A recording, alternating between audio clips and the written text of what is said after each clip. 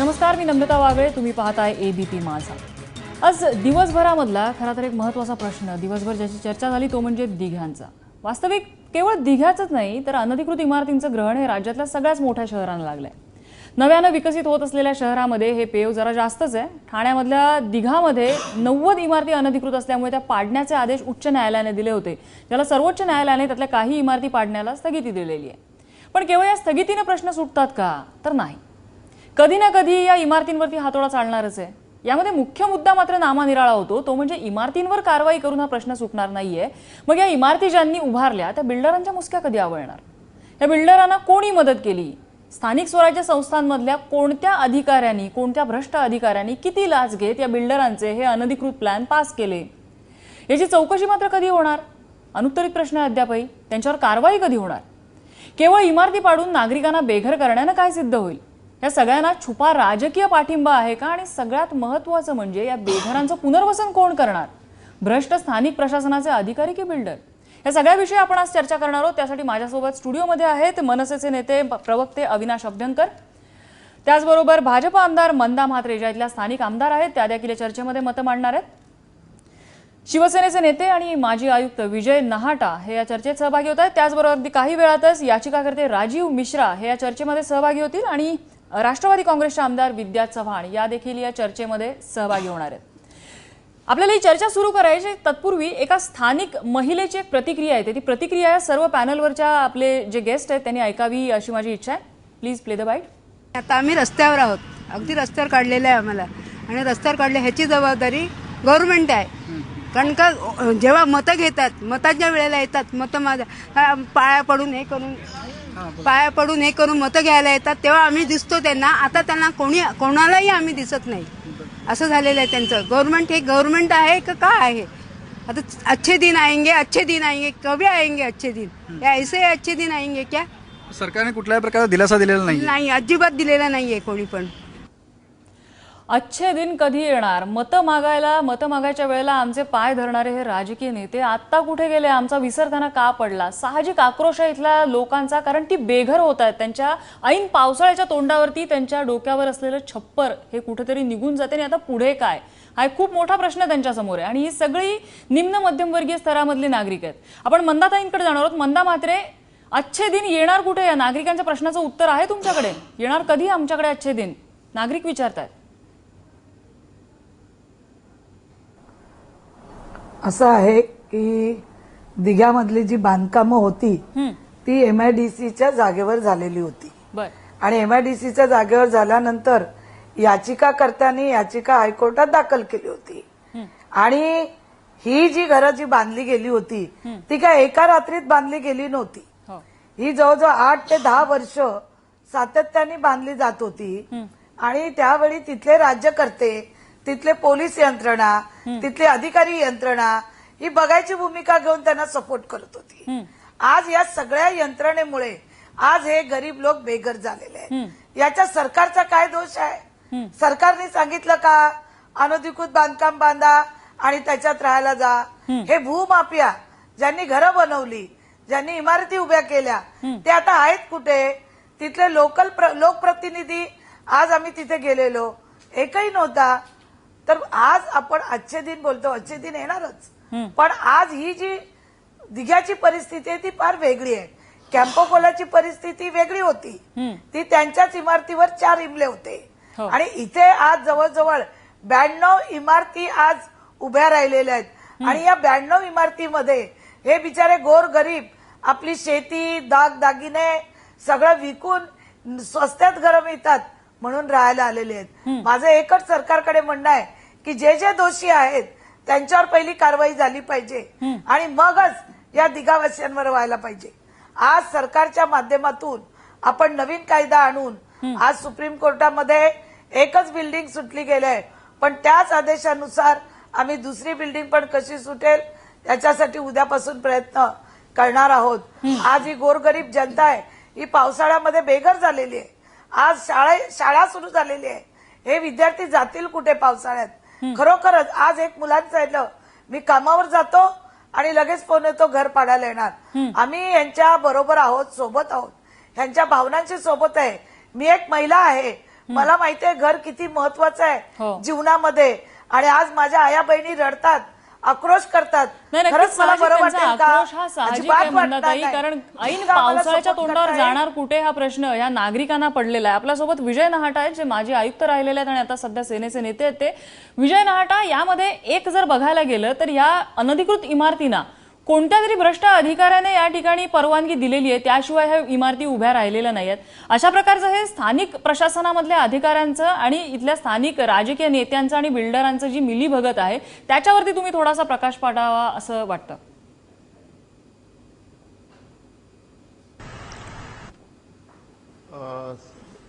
याच्यामध्ये बेसिकली असं आहे, आता ताईंनी सांगितलं तसं की ही जागा एमआयडीसीची आहे आणि एमआयडीसीच्या जागेवर यातल्या बहुतेक इमारती उभ्या राहिलेल्या आहेत आणि त्या ठिकाणी एमआयडीसी ही प्लॅनिंग ऑथॉरिटी आहे आणि त्या ठिकाणी महापालिकेला कुठलाही अधिकार प्राप्त होत नाही. मी या महापालिकेमध्ये 4 वर्ष आयुक्त होतो.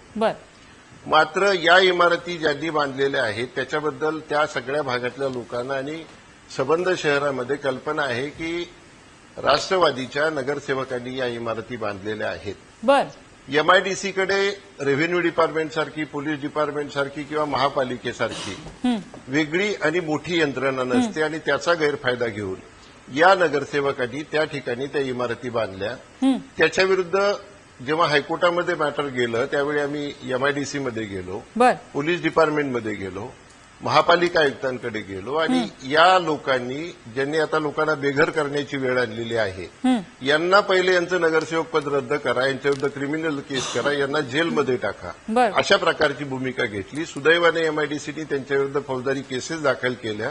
महापालिका आयुक्तांकडे त्यांच्या डिस्क्वालिफिकेशनची शेवटची तारीख काहीतरी 18 आहे आणि मला खात्री आहे, माझा अनुभव जो सांगतो की 18 तारखेला ह्या लोकांचं डिस्क्वालिफिकेशन होईल. हे बांधकाम करत असताना याच्यामध्ये महापालिकेला कुठलाही अधिकार नव्हता.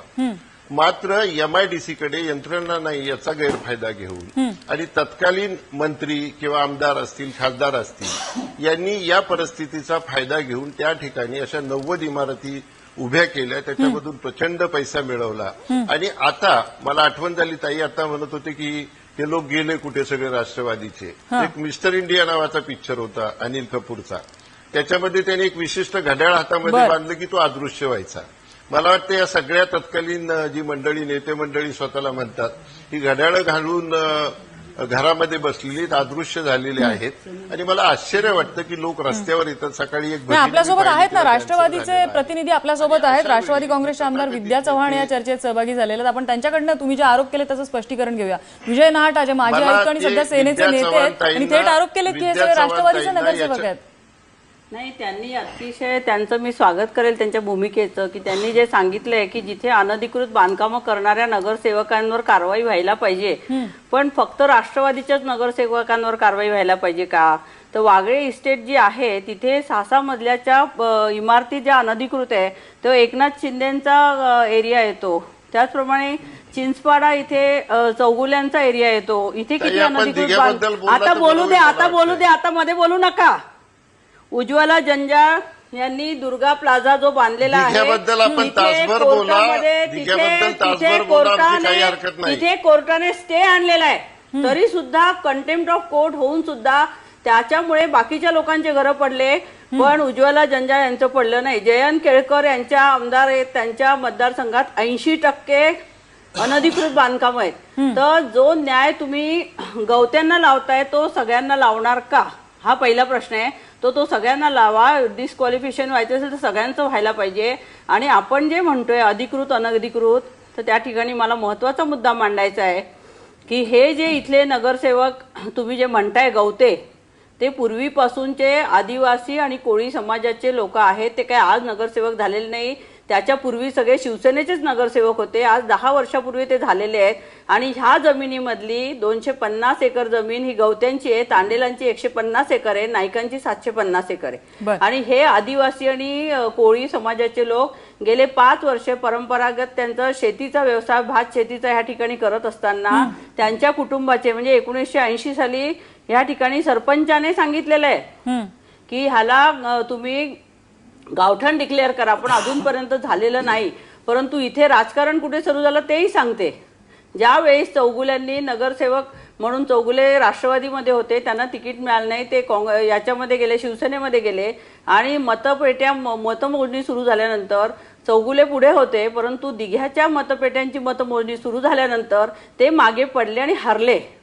ते हारले हा राष्ट्रवादीचा दोष नाहीये, राष्ट्रवादीने काहीही इथे केलेलं नाहीये, पण चौगुल्यांनी आणि ह्या ठिकाणी सगळ्यांनी सांगितलेलं आहे की आता तुम्ही मला हरवलं ना, आता मी तुमचे बांधकाम कसे होतात आणि कशा इमारती राहतात हे बघून घेईन. विद्या चव्हाण, यामध्ये नागरिकांची फरफट होते, त्याचं काय? मग तेच मी म्हणते की तुम्ही असं राजकारण घाणेरडं करू नका की त्या सर्वसामान्य महिला ज्या आहेत त्या इतक्या गरीब आहेत, आज घरं नाही आहेत. तुम्हाला सांगते, आज स्टँड ऑफ बिल्डिंग मध्ये 25,000 लोक बेघर होणार आहेत आणि ते सुद्धा राजीव मिश्रा नावाच्या एका याचिकेला, म्हणजे शिवसेना जे राजकारण करते ते किती घाणेरडे आहे ते बघा, की बिहारी आणि उत्तर प्रदेशच्या लोकांविरोधात बोलायचं आणि राजीव मिश्रा सारख्या कडनं याचिका करून ते स्वतः त्यांना याचिका करायला लावायचं. कसं याचं थोडं मी सविस्तर उत्तर देईन. माझी पहिली सर्वांना विनंती आहे की आता आजचे दिन वगैरे हा विषय सोडा, ते मातीत गेलेलं आहे सगळं, परंतु आता कोणी याच्यात कृपया राजकारण आणू नका. ती जी 25-30 हजार घरं गेलेली आहेत, त्यात जी काही लोक 100 बिल्डिंग मध्ये आता सफर करतायत आणि ते आता रस्त्यावरती आलेले आहेत आणि ह्याच्यामध्ये ज्याचा दोष आहे, ज्याचा दोष आहे त्याला कोणीच शासन करत नाहीये, तो आपला मोकळा बसलाय, तो मजा करतोय. सर्वात महत्वाचं हे जे आज वाक्य चालू आहे की दिघाकरांना दिलासा, अजिबात नाही. अहो, त्यांनी हक्काचं घर घेतलंय, त्यांनी कर्ज काढून घर घेतलेलं आहे, हे त्यांच्या मेहनतीने घेतलेलं आहे, ह्यांना बँकांनी लोन दिलेलं आहे. मग पैसे देऊन घामाची मेहनत घेऊन 15 आणि 18 लाखाची घरं घेतल्यानंतर जरी डॉक्युमेंट्स बोगस होती तर बँकेने लोन कसं काय दिलं? MIDCचे अधिकारी ह्या शेकडो एकर जमिनीवरती परवानगी देताना झोपले होते काय, का झोपेचं सोंग घेतलं होतं? आता आपल्याला बोलणं अतिशय सोपं आहे, कारण आपण इथे बसल्यापैकी एकाचंही घर तिथे नाही, आपल्याला कुठल्याही प्रकारची झळ पोचत नाही, आपण एसीत बसून चर्चा करतोय आणि ती माणसं सबका साथ सबका विकास किंवा 125 करोड जनता ने मुझको जीत के दिया है ह्या वाक्याचा विसर पडला की काय? अत्यंत शेवटचं आणि अत्यंत महत्वाचं, इतकी जर कारवाईची घाई लागलेली होती, इतकी, तर मुंबईमध्ये अशा अनेक अनधिकृत शेकडो एकर जागा आणि झोपडपट्ट्या बसलेल्या आहेत, त्याच्यावरती कुठलीही कारवाई होत नाही. 92चं 95 झालं, 95चं 2000 झालं, 2001 झालं, आता 11 पर्यंत झोपडपट्ट्यांना परवानगी द्या, आता परवानगी द्या, इथपर्यंत चालू आहे. कळलं का? त्यामुळे माझी एक शेवटची विनंती इतकीच आहे, ह्याच्यात मला स्पष्टपणे एवढंच सांगायचं आहे की आता झालं तेवढं ठीक झालं, परंतु कृपया दिघावासियांना कृपया रस्त्यावरती आणू नका आणि 31 जुलैपर्यंत झालं तेवढं ठीक झालं हे दरवर्षी म्हणायची सवय पडेल अभ्यंकरजी. यामध्ये मुद्दा असा आहे की लीगल नाहीये त्या गोष्टी, कायद्याच्या भाषेमध्ये ह्या चुकीच्या गोष्टी आहेत, अनधिकृत इमारती आहेत, त्याच्यावरती कारवाई झाली पाहिजे. आपण सगळ्यात पहिल्यांदा राजीव मिश्रांकडनं समजून घेऊया की कारवाई त्या बिल्डरवरती झाली पाहिजे, त्या अधिकाऱ्यांवरती झाली पाहिजे. आणि दुसरं शेवटचं सांगतो की 31 जुलैपर्यंत का, जर डॉक्युमेंटेशन सांगतं की 30 सप्टेंबर पर्यंत कारवाई होता कामा नये, तर 31 जुलैचं कशासाठी पॉलिसीसाठी मुदत दिलेली आहे, पॉलिसीसाठी ती मुदत पॉलिसी आधीच निघाली असती, कारण मुख्यमंत्री 4 महिन्यापूर्वी बोलले होते. बघूया ना आपण आता, महाराष्ट्रातील बघूया ना आपण आता इच्छाशक्ती किती आहे राज्य सरकारची. असो, नीटचा विषय असो, प्रत्येकाला लहान मुलाला सुप्रीम कोर्टात काय जायचंय? तुम्ही सर्वोच्च सभागृह देशाची चालवता, नक्कीच हा मुद्दा कुठेतरी विचार करण्यासारखा आहे. राजीव मिश्रा, तुम्ही याचिका दाखल केली, यामध्ये बेकायदेशीर प्रकार नेमका काय आहे त्या मुद्द्यावरती थोड़ा सा प्रकाश डाला। देखिए, सबसे बड़ी बात यह है कि जितनी भी जमीनों पर मैंने याचिका दाखिल की है, जिन भी इमारतों को लेकर के, वो सभी सरकारी जमीनों पे बनी हैं और उन सरकारी जमीनों पर मकान तो बनाए गए हैं, सो बनाए ही गए हैं। पालिका का फ्रॉड सीसी कमेंसमेंट सर्टिफिकेट उसको बोलते हैं, बांधकाम प्रमाण पत्र, वो बनाया गया है। 7/12 का जाली उतारा बनाया गया है, उसमें टाइटल सर्टिफिकेट लगाया गया है। सारी चीजें कर करके उसको रजिस्टर्ड डॉक्यूमेंट्स के थ्रू लोगों को बेचा गया है। ये बहुत गंभीर बात है, इसको इतने छोटे से में देना ठीक नहीं। बहुत गंभीर बात है कि आप एक तो कि इलीगल काम कर रहे हैं, सो कर रहे हैं, प्लस आप परवानगी सगळी MIDC कडनं मिळालेली आहे। नहीं, कैसे मिलेगा? ये फ्रॉड है। ये क्या है कि जैसे सीसी आप जाली बनाती है, जैसे फ्रॉड पेपर फ्रॉड सर्टिफिकेट उन लोगों ने शामिल किया, इसलिए शामिल किया कि ये रजिस्टर्ड तब तक नहीं कर सकते थे जब तक कि सीसी की कॉपी ना हो। तो इन लोगों ने जाली सीसी लगाया। रजिस्टर्ड करने के बाद बैंक ने देखा कि सीसी है, टाइटल सर्टिफिकेट है, उसके बाद 7/12 का उतारा है। पण प्रश्न याच्यामध्ये असा आहे की बँकेचे अधिकारी 30-30 वर्षापासूनचा रिपोर्ट काढतात. सर्च रिपोर्ट नावाचा एक प्रकार असतो जो स्वतः बँक काढते. कशा बोगस सीसी कशा 30 वर्षाचा सर्च अधिकारी काय रिपोर्ट करत होते? नाही अभ्यंकरजी एक मिनिट. असं 30 कसं नाही, त्यांना वर्षाचा बोलताना सर्च relevant रिपोर्ट statement करायला 30 सांगा. 30 CC, वर्ष OC नाही, आपण सांगूया ना त्यांना, आपण त्यांना सांगूया. 100 बिल्डिंग बनताय. 30 वर्षाचा सर्च रिपोर्ट बँक काढते. बँकेने अशा प्रकारे कर्ज कशी काय बहुत दिली? सही एवढी आपका, बैंक बहुत का सही blind कहना मस्ती का है। है? मैं अभी बैंक पर आया ही था कि आप लोगों ने उस मुद्दे को रोक लिया। मैं ये कहना चाह रहा हूं कि बैंक की तो 100% गलती है उसको लोन देने में, लेकिन जो लोन की बात हो रही है कि लोगों ने लोन लिया तो कैसे लिया, मैं ये बताना चाह रहा था। दूसरी बात कि इन लोगों का एक पद पेटी संस्था कर करके ये लोग चलाते हैं, वहां पर 10 तरह के राजनेता लोग चलाते हैं। वो पद पेटी संस्था के साथ इन लोगों का संपर्क रहता है। किसी भी तरह का पेपर लाओ, पद पेटी संस्था से लोन ले जाओ, ये इन लोगों का एक ट्रेंड है। और इसी तुम्हाला का म्हणायचं सगळ्या दिग्गज नागरिकांचा दोष आहे? मी तुम्हाला अभ्यंकर साहेब तुम्ही मला- जी माणसं रस्त्यावर गेली त्यांचा दोष आहे. अभ्यंकरजी, आपण मग त्याचं तुम्ही म्हणणं राजकारणाबद्दल ऐकूया. बोला ना. साहेब मला वेळ तो द्या. मी वेळ तो द्या कसं तुम्हाला बोलता? जवाब देतो अभ्यंकरजी, ना. अभ्यंकरजी, आपण त्यांचं म्हणणं पूर्ण हो, ऐकूया. बोलतोय. मी येते ठीक आहे, तुमच्याकडे, त्यांचं म्हणणं ऐकूया आपण. तुम्ही बीच मध्ये येणं एवढी पडली आहे महाराष्ट्राच्या महाराष्ट्राचा विचार करा. आपण त्यांचं म्हणणं ऐकून घेऊया. वेळ तो द्या मला. आपण त्यांचं त्यांचं वाक्य म्हणणं मागितलं ऐकू. सांगा. कुठल्या पर्यंत कसं पतपेढीमध्ये आपण त्यांचं काय दिग्गज म्हणणं माणसं ऐकून चोर आहेत की काय? आपण त्यांचं म्हणणं आपण असं ऐकून बोलू घेऊया. कसं शकतो? कुठल्या राजीव पर्यंत मिश्रा बोला. त्या लोकांच्या संसार त्यांचा रस्त्यावर मुद्दा केले. त्यांना ती लहान पूर्ण मुलं करू दे. रडतायत, ते आजूबाजू रडतायत. अभ्यंकरजी, त्यांना बोलू त्यांचा तर मुद्दा द्या. पूर्ण You करू talk दे. sensible. मला बोलू ते- तर द्या, साहेब. ते बोगस डॉक्युमेंट्स देत नाहीये. तुम्ही तुम्ही काही बोला. तुम्ही काही बोला. अभ्यंकरजी, मी तुम्हाला वेळ देते. त्यांचा मुद्दा तुम्हाला चुकीचा वाटला तर तुम्ही नंतर खोडून काढा. त्यांना त्यांचा मुद्दा पूर्ण करू दे. ते कुठली डॉक्युमेंट देतात? What do you mean by this? कुठली मोस्ट document इंपॉर्टेंट देतात? मोस्ट इंपॉर्टेंट बात जो मैं आपको बताना चाहता हूं, अभ्यंकर साहब ने एक बहुत अच्छी बात शुरुआत की थी, वो मैं उसको थोड़ा सा आपको लाना चाहता हूं कि आप देखो मेरी जमीन है, मतलब सरकार की जमीन है, उस पर एक दूसरा आदमी आता है, कब्जा करता है, लोगों को 7 लाख 8 लाख 10 लाख में मकान देता है। आप अपनी जमीन पर लोगों को एफोर्डेबल हाउसिंग नहीं दे सकते? आपने जानबूझ करके ये काम नहीं किया है, जिससे कि जो पैसा सरकारी तिजोरी में जाना चाहिए वो कुछ नेताओं के तिजोरी में जाए, वो कुछ ऑफिसर्स की तिजोरी में जाए। ये सब एक मिली भगत है, पूरा नेक्सस है, नेताओं का, ऑफिसरों का, बिल्डरों का, ये सब मिलकर के एक नेक्सस चला रहे हैं। और सरकारी संपत्ति का मग दुरुपयोग, नेत्यांवरती गुन्हा दाखल केला. सरकारी संपत्ति का दुरुपयोग करते हुए एक मिनिट, आपने नेता के ऊपर गुन्हा दाखल किया? आप सुनो ऑफिसर ही वरती पहिले. केला तो सर, गुन्हा मुझे- दाखल? साहेब तुम्ही मला बोलण्याची त्यांनी वेळ देणार याचिका नाही का? दाखल केलेली आहे. ते याचिका करते, त्यांनी याचिका दाखल केली आहे. करायची ना. जे न्यायालयाने तुम्हाला निर्णय सांगतो दिलेला ना. आहे त्याचं नाही, आता नाही. अंमलबजावणी होते. बोला तुम्ही. आमच्याकडे हे आमची पिटिशन आहे. मी मराठी चांगली बोलू शकत नाही, हे असणार मी हिंदीमध्ये बोलतोय. हे आमच्याकडे दुर्दैव होऊ शकतो साहेब. ते तुम्ही असा तुम्ही प्रांतवाद वर जाऊ नका, जाऊ दे, तो आता जाऊ नका. विषय- तुम्ही तो आता विषय महाराष्ट्रामध्ये नाही आहे. आहे, महाराष्ट्राची तो भला आता सोचा. विषय नाहीये. तुम्ही तुम्ही मला या- शिकवू या- नका काय पूर्ण बोलायचं करा. ते. राजीव तुम्ही मिश्रा, नाही शिकवायचं काय तुम्ही नाही मला ते. शिकवा ना. तुम्ही मला त्या विषयावरती शिकवू बोला. नका. मी कोर्टामध्ये अभ्यंकर लढणार त्यांना आहे. त्यांचा तुम्ही मुद्दा मला पूर्ण शिकवू करू नका. दे. अभ्यंकर मी तुम्हाला उत्तर वेळ द्यायला पडली वेळ तर शिकवायला देते. लागेल. नाही शिकणार. मुद्दा पूर्ण करा. नाही शिकायला शिकणार. लागेल. तुम्ही याच्यावरती बोला. नाही शिकणार हो. नाही तुम्ही शिकणार याच्यावरती बोला. तुम्ही याच्यावरती राजीव बोला. मिश्रा, आपला मुख्य मुद्दा इथे मराठी भाषा नाहीये. ही लोक बेघर होत आहेत. किमान तेवढं गांभीर्य बाळगा तुम्ही दोघांनीही. अब मैं आपको बताऊं. आणि ते अब यांच्या आप- याचिकेमुळे होत आहेत हे पण ये सांगा मेरा त्याच्यावर. पिटिशन है, ठीक है? इस पिटिशन का प्रेयर है यहाँ पे.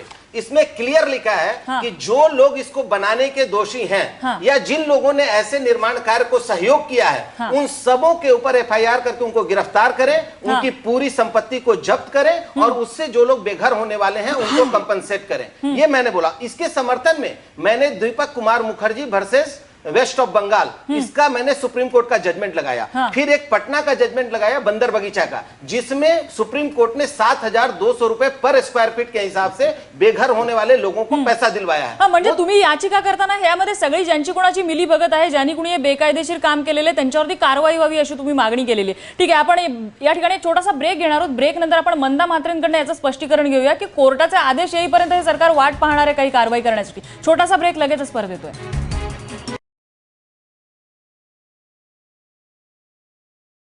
ब्रेक नंतर आपलं स्वागत. तुम्ही पाहताय एबीपी माझा. आपली चर्चा सुरू आहे दिघ्यामधल्या अनधिकृत बांधकामांच्या विषयी. मंदा म्हात्रेंना माझा एक प्रश्न आहे. या ठिकाणी एक साहजिक प्रश्न उभा राहतो की या ठिकाणी वास्तविक फारशी काही चूक नसताना भोगतायत ते इथले रहिवासी. आज त्यांना बेघर व्हायची वेळ आलेली आहे. ह्या सरकारने तत्परता दाखवलेली आहे, कुठेतरी न्याय शोधण्याचा प्रयत्न करण्याची, आम्ही त्यांच्यासाठी धोरण आणू वगैरे सगळे बोलणं या ठिकाणी होत आहे. पण सरकार आता न्यायालयाच्या सुनावणीपर्यंत वाट पाहणार आहे का की यामध्ये जे खरे कल्प्रिट आहेत, जे बिल्डर्स, त्यांच्यावरती कारवाई करण्यासाठी?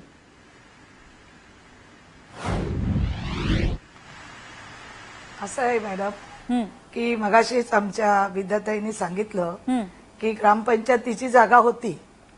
ग्रामपंचायतीची जागा नंतर एमआयडीसीने एक्वायर केली आणि जी कोणी राहणारी लोक होती त्यांनी त्यांच्या चाळी तोडून या इमारती बनवल्या आणि इमारतीमध्ये सगळे जालिम पेपर तयार करून या लोकांची अतिशय फसवणूक केलेली आहे. फार मोठे इथे या दिघामध्ये भ्रष्टाचार झालेला आहे. नाही, मंदा मात्रे हा इतिहास सगळा माहितीये, ही फॅक्ट काय आहे माहितीये, मुद्दा आहे कारवाईचा. सरकार यामध्ये बिल्डर्स वरती कारवाई करणार का? कारण खरे यामध्ये गुन्हेगार खरं तर ते बिल्डर आहेत.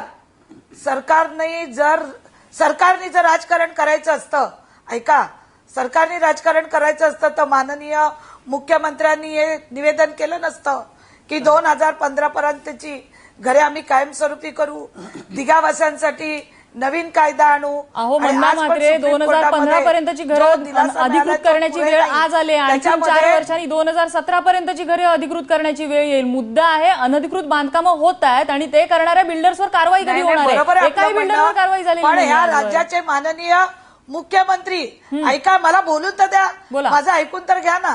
या राज्याचे माननीय मुख्यमंत्री एवढा आज महाराष्ट्र राज्याचा कारभार सांभाळत असताना सुद्धा या दिघावासियांच्या निर्णयाकडे लक्ष लागून होतं. मला 11 वाजता बरोबर त्यांचा तिथे आमचं दिघावासियामध्ये मी उपस्थित असताना माननीय मुख्यमंत्र्यांचा फोन येतो. हे काही साधारण गोष्ट नाही मॅडम. या राज्याचे मंदा मात्रे मुख्यमंत्री किती काळजीत आहेत याची सगळ्यांनाच कल्पना आहे आणि त्याबद्दल त्यांचं कौतुक तुमच्याकडे, त्याबद्दल त्यांचं कौतुक करायलाच हवं. मुद्दा तो नाहीये. मुख्यमंत्री इथले नागरिक बेघर होऊ नये म्हणून सर्वतोपरी काळजी घेत आहेत. मुद्दा तो नाहीये. बिल्डर्सवर कारवाई कधी होणार? आम्ही काळजी घेतोय मॅडम. सरकार आता या हायकोर्टातून सुप्रीम कोर्टात गेलो. आता आम्ही सुप्रीम कोर्टाचा अवमान तर करू शकत नाही, पण आमचं म्हणणं आहे की या लोकांच्या पाठी सरकार ठामपणे उभं आहे आणि आम्ही निश्चित स्वरूपामध्ये ठीक आहे. सरकार किती काळजीवाहू आहे हे लक्षात आलेलं आहे. तुम्ही सर्व ते सांगितलेलं आहे. तुमची सध्या म्हणजे सरकारची मानसिकता, सरकारची इच्छा आहे का या बिल्डर्सवरती कारवाई व्हावी, गुन्हे त्यांच्यावरती दाखल व्हायला कधी सुरुवात होणार? 100% मॅडम. मी पहिल्या दिवसापासून सांगताय, बिल्डर असतील, लोकप्रतिनिधी असतील, पोलीस असतील, जी यंत्रणा अधिकारी असतील, यांच्यावर पहिली कारवाई करा, यांच्यावर एफआयआर दाखल करा आणि सगळ्या बाबतीची चौकशी करा. येणारा पावसाळी अधिवेशनात मी हा प्रश्न घेणार आहे. बर विजय नाहट आहेत. विजय नाहटा, तुम्ही आयुक्त सुद्धा राहिलेला आहे, त्यामुळे लोकल बॉडीचं हे काम कसं चालतं तुम्हाला माहितीये. यामध्ये कोणकोणत्या दोषींवर कारवाई होऊ शकते?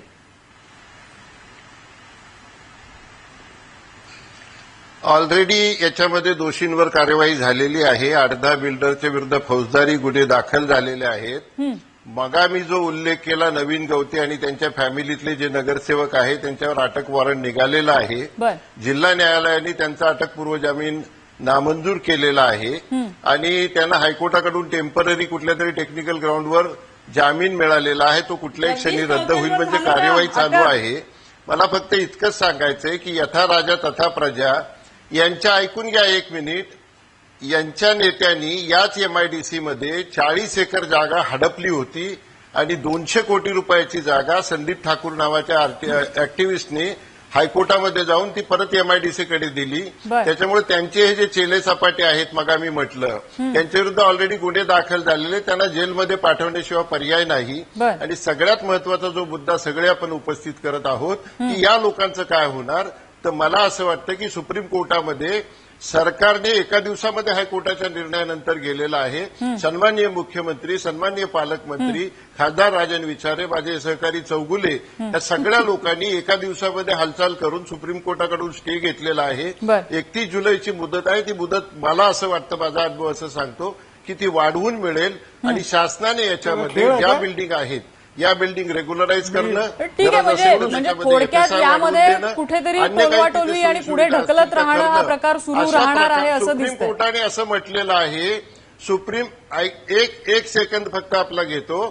सुप्रीम कोर्टाने असं म्हटलेलं आहे की शासनाने एक कॉम्प्रिहेन्सिव्ह आम्हाला प्रस्ताव द्यावा. तो प्रस्ताव मला असं वाटतं माननीय मुख्यमंत्र्यांच्या लिडरशिप खाली निश्चितपणानं हे सरकार दाखल करेल आणि या लोकांना न्याय मिळेल याच्याबद्दल माझ्या मनामध्ये ऑब्जेक्ट नाही. मी येते तुमच्याकडे, मात्र तत्पूर्वी राजू मिश्रांना काही मुद्दा मांडायचा. मी येते, तुम्हाला वेळ देते मी Abhyankar.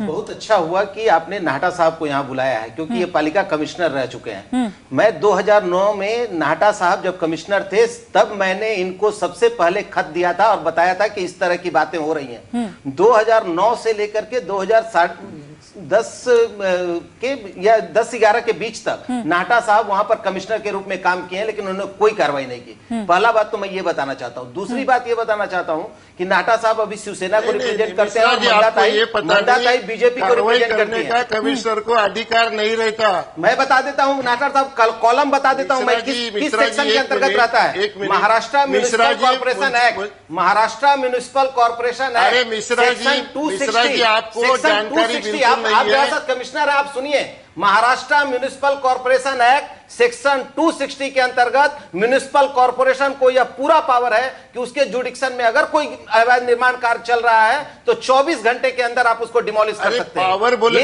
It is your power. MIDC ने हमको लिखा होता, एमआईडीसी ने हमको लिखा होता तो हम कार्यवाही करते। There is no need, there is no need Nata साहब, देयर इज नो नीड। आप कमिश्नर, आप इस तरह की बात मत कीजिए, आप कमिश्नर रह चुके हैं। आप ये देयर इज नो नीड कि एमआईडीसी आपको लिखे। आपके प्लानिंग अथॉरिटी नहीं है वहां पे, हम कुछ नहीं कर सकते वहां। दूसरा एक महत्वपूर्ण मुद्दा मैं बताना चाहता हूं, ताई बीजेपी को रिप्रेजेंट करती हैं और नाटा साहब अभी शिवसेना को रिप्रेजेंट करते हैं। इन दोनों की गवर्नमेंट है यहाँ पे। मैं आपको बता दूं, ये लोग जो जिस पॉलिसी की बात कर रहे हैं, ये पॉलिसी इतनी कमजोर है जो न्यायालय, तो मैं तो बोलता हूं कोई न्यायालय, एक आप सब जुडिशियल मजिस्ट्रेट के यहां भी लेके जाइएगा तो वो भी स्वीकार नहीं करेगा। ये तो हाई कोर्ट है, वो सुप्रीम कोर्ट है, कहां से स्वीकार करेगा इनकी इस पॉलिसी को। इन्होंने पॉलिसी में कहीं भी किसी तरह का कोई ऐसा चीज नहीं लाया है जिससे ये लगे कि ये जुडिशियरी एग्जामिनेशन पे थोड़ी ठीक पॉलिसी है। इन्होंने सर सकट जिसको बोलते हैं आपके मराठी में, वैसे एक उठा करके एक पॉलिसी पेश कर दिया है और हमको तो ऐसा लगता है कि इनकी नियत में खोट है। ये नहीं चाहते दीघा वासियों को राहत देना। मैं आपको इसलिए, और एक बात और एक छोटा सा बहुत चीज बताना चाहूंगा मैं आपको। ये 2002 का मेरे पास जीआर है जिसमें 1995 के झोपड़ों को जब रेगुलराइज किया जा रहा था तो ये लिखा गया है कि अवैध निर्माण कार्य इस राज्य की बहुत बड़ी समस्या है, इसलिए 1995 के बाद के झोपड़ों को किसी भी कीमत पर रेगुलराइज न किया जाए। और दूसरा बात लिखा गया है कि जो भी अधिकारी या रिस्पांसिबल डिपार्टमेंट इसके अंतर्गत कि ऐसा पाया जाता है कि वो अवैध निर्माण कार्य उसके कार्य अंतर्गत हुआ है तो उसके ऊपर कार्रवाई की जाए और फौजदारी गुना दाखिल किया जाए। ये 2012 का जीआर है मेरे पास, जिसमें कि गवर्नमेंट ने कहा है कि ऐसे कोई वार्ड ऑफिसर जिनके यहाँ, या वार्ड ऑफिसर या एमआईडीसी का जो डिजिग्नेटेड ऑफिसर है या सिडको का डिजिग्नेटेड ऑफिसर है, इनके यहाँ अगर अवैध निर्माण कार्य होता हुआ पाया जाता है तो उनको 3 महीने की कैद और 20,000 रुपए जुर्माना। आप मेरे को बताओ, जीआर झालेले आहेत आपल्याकडे, मात्र कारवाई कुठेच होताना दिसत नाहीये, कारण सर्वच राजकीय पक्ष, सर्वच या ठिकाणी असलेले जे डेझिग्नेटेड ऑफिसर्स आहेत, कुठे ना कुठेतरी त्यांची मिलीभगत असणार आहे, सर्वसामान्याला कळेलच। तुम्हाला काही मुद्दा मांडायचा होता विद्या चव्हाण? नाही, मला हेच सांगायचं आहे की जे मगासून अनधिकृत तुम्ही म्हणताय, तर इथे जे पूर्वीपासूनचे हे ग्रामपंचायतीने परवानगी दिलेली आहे। ग्रामपंचायतीने 16/12/91 रोजी 1+3 ची परवानगी दिलेली आहे गवत्यांना, आणि अशा प्रकारे गवत्यांचा आरोप जर करत असतील तर मग जगदीश गवते जे शिवसेनेचे नगरसेवक आहेत, ग्रामपंचायतीची जी परवानगी आहे ती महापालिका झाल्यानंतर ती कितपत व्हॅलिड असू शकते? म्हणजे उद्या मुंबई महापालिका आहे, 100 वर्षांनी आणि दुसरी कुठली अथॉरिटी आली तर मुंबईत ज्यांनी या महापालिकेने परवानगी दिले त्या अनधिकृत ठरवणार का? पण ह्या परवानगी मिळाल्यानंतर आणि महापालिकाचं या ठिकाणी राज्य यायच्या पूर्वी झालेल्या ह्या इमारती आहेत का? म्हणजे जे मालकी हक्क आहे त्यांचे मालकी हक्क जाणार आहेत का? एक मिनिट थांबा, मला एक सांगायचं, या ठिकाणी हे सगळं का सुरू झालेलं आहे तर ज्या निवडणुका चौगुले जे राष्ट्रवादीचे नगरसेवक होते त्यांना आमदारकी लढवायची होती, त्याच्यानंतर त्यांना आमदारकीचं तिकीट मिळालं नाही आणि इतर सगळ्या याच्यात ते पुढे असताना जेव्हा दिघ्याची मतमोजणी सुरू झाली, विजय नाटाजी जरा गप्प बसा, जेव्हा दिघ्याची मतमोजणी सुरू झाली तेव्हा संदीप नाईक पुढे गेले, चौगुले हारले, त्यानंतर चौगुल्यांनी निवडणुकांमध्ये पराभव झाला, त्यानंतर ही कारवाई सुरू झालेली आणि त्यांनी धमकी दिली की या तिन्ही नगरसेवकांनी आमच्याकडे यावं आणि जर आमच्याकडे त्याच्यानंतर राजीव मिश्रा हा चौगुलेचा माणूस आहे, त्याला तिकडे विद्या चव्हाण ते कोणाचे माणूस आहेत? म्हणाल्या की मगाशी की मुख्यमंत्र्यांचा मला फोन आला, असाच आला नाही। गेले 6 महिने डिसेंबरमध्ये मी आणि संदीप नाईकांनी दोन्ही हाऊसमध्ये लक्षवेधी लावली होती की दिघ्याच्या बांधकामांना, गरीब लोकांना बेघर करू नका, त्यांना संरक्षण द्या। तेव्हा सरकारने पॉलिसी आणली, 3 वेळा पॉलिसी आणल्यानंतर शासनाने कोर्टामध्ये या राजीव मिश्राने गप्प बसायला पाहिजे होतं, त्याने ऑब्जेक्शन घेतलं की ही पॉलिसी चुकीची आहे आणि ही पॉलिसीच्या लोकांना फायदा मिळू नये, या इमारती तोडा त्याचप्रमाणे सदा सरवणकर आणि तृप्ती सावंत ह्या आमदारांनी खालच्या हाऊसमध्ये वारंवार हा प्रश्न विचारला सगळं दिघ्याच्या जे सगळं जे झालेलं आहे, दिघ्याजवळ आहे, सगळं जे झालेलं आहे ते सगळ्यांच्या समोर आहे. काहीतरी बोलायचं आपलं. आम्ही आंदोलन केलं हे जे त्यावेळेस सगळं झालेलं आहे हे सगळ्यांच्या विद्यार्थी समोर आहे. तुम्हाला आता मुद्दा कल्पना असा आहे नाही. की या नागरिकांवर बेघर व्हायची वेळ आलेली आहे. अभ्यंकर आता बोलू शकतो बोला, आता सगळे बोला, कृपया वेळ बोलले. संपत आलेली कसं मात्र आहे बोला. माहितीये, मी तुम्हाला मी तुम्हाला वेळ थोडक्यात सांगतो कसं हे सगळं राजकारण कृपया बंद करा. ह्याच्यावरती साधी गोष्ट होती. हे जे सगळे बोलतायत ना की आम्ही सगळं करू शकतो, साधा अध्यादेश काढता आला असता.